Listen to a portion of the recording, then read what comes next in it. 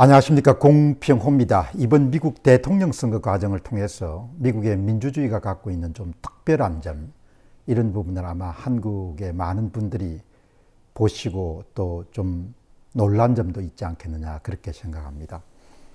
이 미국의 민주주의를 들여다보게 되면은 이 사상의 중요성, 이데올로기의 중요성, 시대 정신의 중요성을 미리 좀 인지하고 그 시대 정신을 장악하기 위한 그런 투쟁 역사를 상당히 이제 많이 관찰할 수가 있습니다. 그러니까 미국을 움직이는 그런 식자층이나 또 돈을 가진 사람들은 누가 사상이나 이데올로기나 시대 정신을 장악하느냐에 따라 가지고 정치 지형도를 바꿀 수가 있고, 그 바꿔진 정치 지형도에 따라서 미국이란 나라를 자신들이 옳다고 생각하는 방향으로 이끌어갈 수 있다, 이렇게 자각한 사람들이 굉장히 많았습니다. 이제 1960년대에도 미국에서는 이제 민주당이 압승하는 그런 상황이 계속 이렇게 되니까 미국의 이제 좀 식자층들이나 또 특히 돈을 가진 사람들 중에서 좀 깨어 있는 사람들이 이 문제가 굉장히 심각하다, 이렇게 생각해 가지고 다시 보수 진영이 정치 무대에서 큰 힘을 발휘할 수 있도록 거액을 투입해 가지고 싱크탱크 연구소를 만들고, 그 연구소를 중심으로 진지를 구축한 다음에 대중을 설득하는 그런 노력들이 펼쳐지게 됩니다. 특히 1970년대는 미국의 주류 업체 가운데서 굉장히 유명한 쿠얼스 맥주의 창업자가 어마어마하게 여러분들 거액을 들여가지고 연구소를 만들어서, 그렇게 탄생한 연구소가 케이토 연구소죠. 그 전에는 이제 미국의 보수 진영의 아성이 AI, 미국 기업 연구소였는데, 이제 그렇게 해서 이제 이후에 그런 노력들이 빛을 발휘하면서 애리조나의 상원의원을 지냈던 골드워터 상원의원은 대패했지만, 그 다음에 이제 레이건 대통령이 보수주의자로 집권하지 않습니까? 이제 일찍부터 사상이라는 것이 얼마만큼 중요한가, 그런 부분을 잘 알고 있었던 사람들이 있는 거죠. 이번 2024년도 미국 대통령 선거도 겉으로 드러나지 않았지만 상당히 중요한 물밑 작업들이 있었습니다.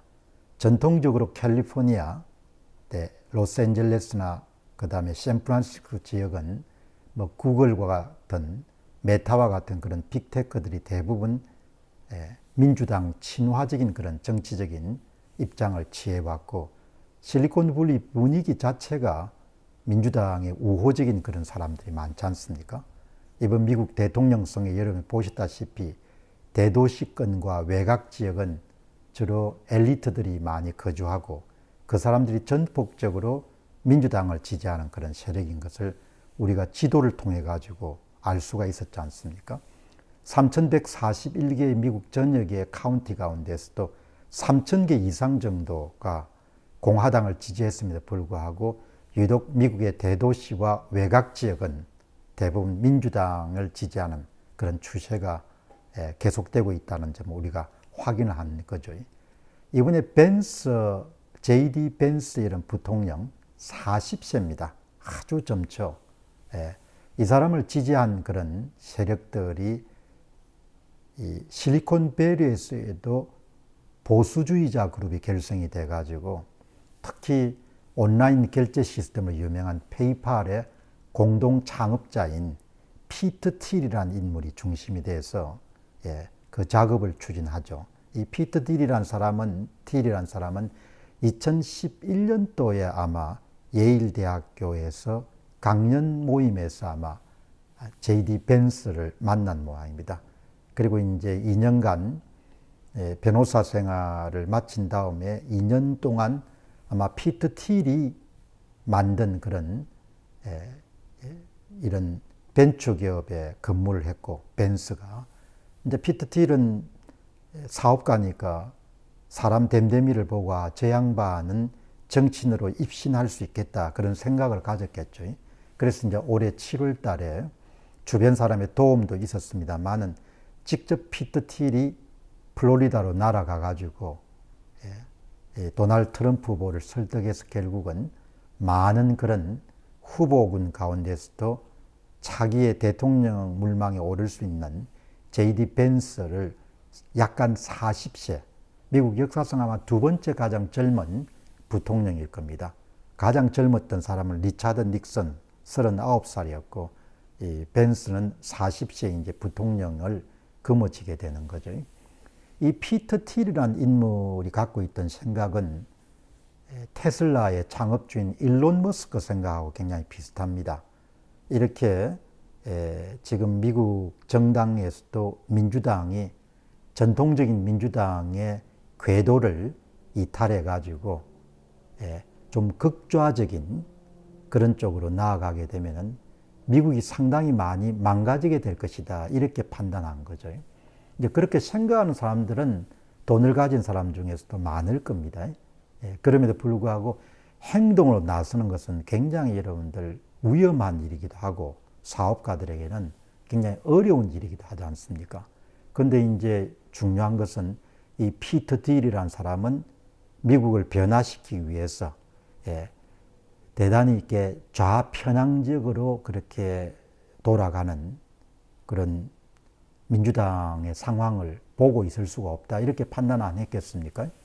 그리고 또 이제 페이팔의 공동 창업자인 피터 틸 씨는 미국의 선거가 갖고 있는 그런 문제점도 정확하게 파악을 했을 것이고, 그러니까 피터 틸, 일론 머스크 이렇게 기업을 창업해서 어마어마한 성공을 거둔 사람들을 중심으로 해가지고 인물도 추천하고 돈도 지원하고 이런 방법을 통해 가지고 미국을 본래의 정상적인 궤도로 복귀시켜서 부강한 나라로 계속해서 나아가도록 만들어야겠다. 뭐 이렇게 이제 판단한 거죠. 그래서 이 페이팔 공동 창업자인 피터 틸, 그럼 일론 머스크 이런 일군의 사람들을 페이팔 사단 혹은 뭐 어떤 사람은 페이팔 마피아 이렇게 부르는데 페이팔 사단이라고 이렇게 보면 되겠죠.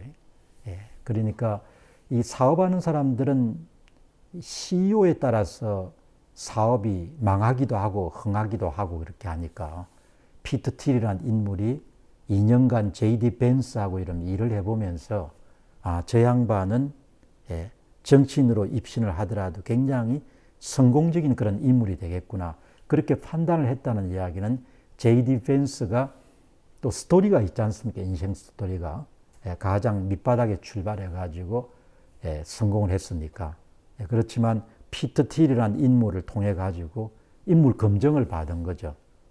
그렇게 해서 이제 이번에 JD 벤스가 부통령이 되고 그 다음에 피터 틸이나 일론 머스크가 상당한 그런 재원을 트럼프 후보가 당선될 수 있도록 그렇게 지원을 했고 두 사람이 모두 다 갖고 있는 생각이라는 것이 페이팔 사단이 갖고 있는 생각이라는 것이 뭐 현재적 의미로 보게 되면 대단히 보수적인 색채가 강한 그런 성향을 갖고 있는 거죠. 그 사람들이 이제 권력을 쥔 겁니다. 그러니까 미국은 뭐 일각에서 보게 되면 미국 우선주의의 부활이다 이렇게도 볼 수 있겠지만 또 다른 시각에서 보게 되면 미국의 신보수주의의 부활이다 이렇게 볼 수도 있겠죠.